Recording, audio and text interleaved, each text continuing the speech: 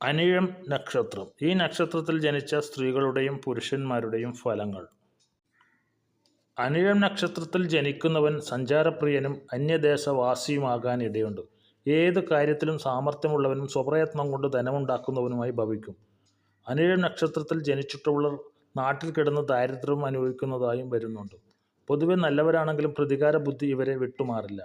Business കാര്യത്തിലും ഇവർ ശോഭിക്കാറുണ്ട്. അപ്രതീക്ഷിതമായ ഉയർച്ചയും അതുപോലെ താഴ്ചയും ഇവർക്ക് അനുഭവപ്പെടുന്നു. പ്രായണ നിർബന്ധ ബുദ്ധിക്കാരാണ് ഇവർ.